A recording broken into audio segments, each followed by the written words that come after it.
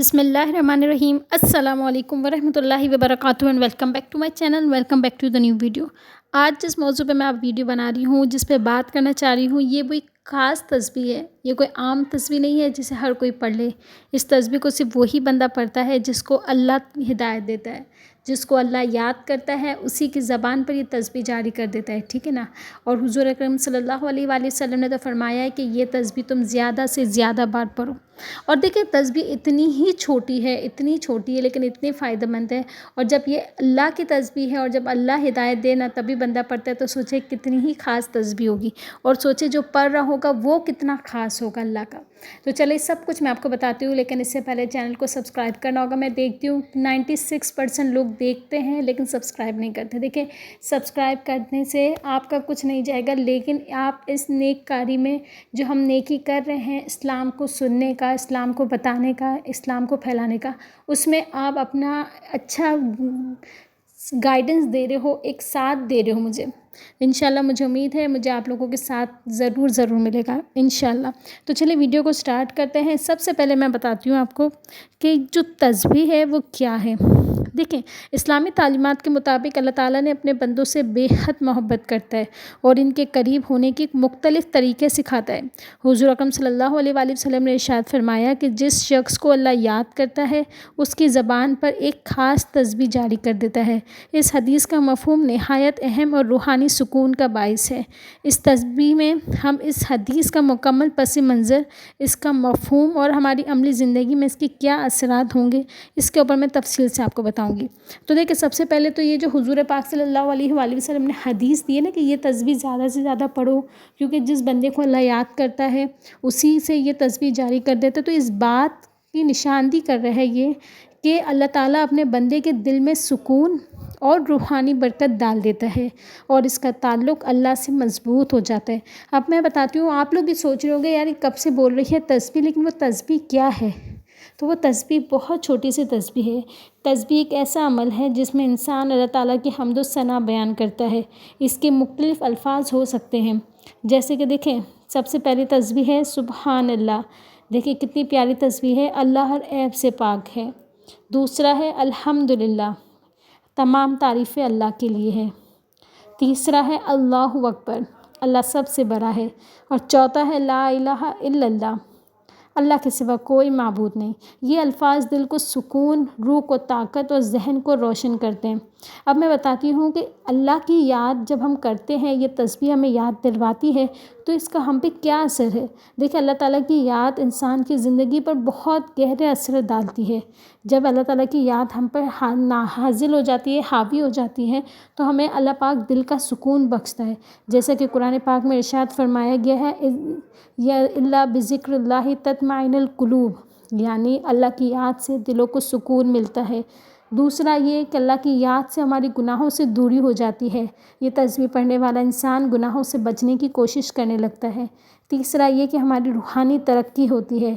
अल्लाह की याद इंसान को कुर्ब इलाही के करीब ले जाती है। चौथा ये कि मुश्किलात में हमारे लिए आसानियों के रास्ते बन जाते हैं।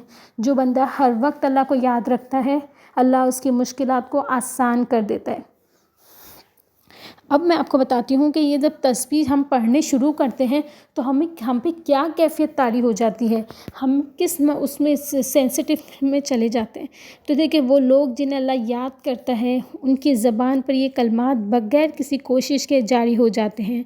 इस कैफ़ियत को हासिल करने के लिए एक दरजज़िल अमाल ज़रूरी हैं।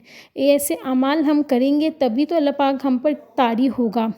सबसे पहले ये कि हमें नमाज़ की पाबंदी करनी होगी। नमाज अल्लाह के करीब होने का बेहतरीन ज़रिया है। हमें कुरान की तिलावत करनी होगी। कुरान की तिलावत दिल को नरम करती है और अल्लाह की याद को बढ़ाती है। तीसरा हमें दुआएं करनी होंगी, क्योंकि दुआ अल्लाह से ताल्लुक़ मज़बूत करने का ज़रिया है। और चौथा ये कि हमें अच्छे अमाल करने होंगे, क्योंकि अल्लाह की याद के साथ नेक अमाल करने वाला भी अल्लाह के करीब हो जाता है।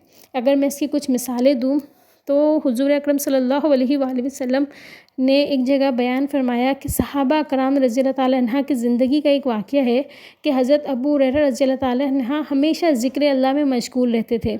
एक दिन किसी ने इनसे पूछा कि आप हमेशा ज़िक्र कैसे करते हैं, तो उन्होंने जवाब दिया कि अल्लाह की मोहब्बत ने मुझे ऐसा बना दिया है।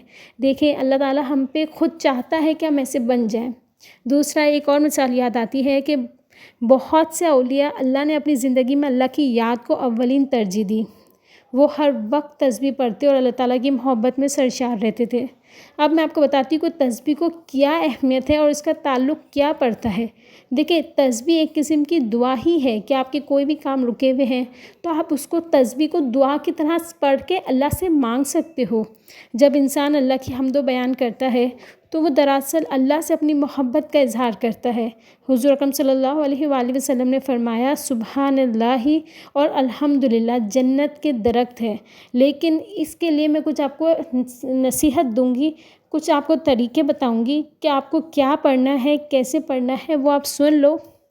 دیکھیں، جب آپ دن کا آغاز کرو نا تو آپ سبحان اللہ و بحمدہ کے ذکر سے اللہ دن کا آغاز کرو۔ پھر ہر نماز کے بعد آپ 33 مرتبہ سبحان اللہ، 33 مرتبہ الحمدللہ اور 34 مرتبہ اللہ اکبر پڑھو، اور جب بھی آپ کو فارغ وقت ملے تو لا الہ الا اللہ کا ورد کرنا ہے، ٹھیک ہے نا؟ یہ تسبیح آپ کو پڑھنی ہے دن کے آغاز میں پھر بتا رہی ہوں، جب شروع کر رہے ہو اپنا دن سبحان اللہ و بحمدہ پڑھو۔ اب آپ کی مرضی ہے، ایک تسبیح پڑھ لو، 33 ٹائمز پڑھو، 50 دانے پڑھو، جتنا آپ کے لیے آسانی ہو۔ ہر نماز کے بعد سبحان اللہ و الحمدللہ واللہ اکبر پڑھنا ہے، اور فارغ وقت میں لا الہ الا اللہ پڑھنا ہے، ٹھیک ہے نا؟ اچھا، دوسرا یہ کہ ہم اپنی زندگی کو بدلنا ہے، اپنے معاملات میں اللہ کو شامل کریں، ہر کام اللہ کے نام سے شروع کریں، اور صبر و شکر کو اپنی عادت بنائیں۔ دیکھے گا کہ اللہ کی یاد ایک ایسی نعمت ہے جو انسان کو دنیا اور آخرت میں کامیاب کرتی ہے۔ اگر ہم اپنی زندگی میں اللہ کی حمد و ثنا کو شامل کر لیں تو نہ صرف ہمارے دلوں کو سکون ملے گا بلکہ ہماری مشکلات بھی حل ہو جائیں گی۔ میری اللہ سے دعا ہے کہ اے اللہ ہماری زبانوں پر اپنی یاد کو جاری فرما دے، ہمیں ہر وقت تسبیح اور دعا میں مشغول رہنے کی توفیق عطا فرما دے، آمین۔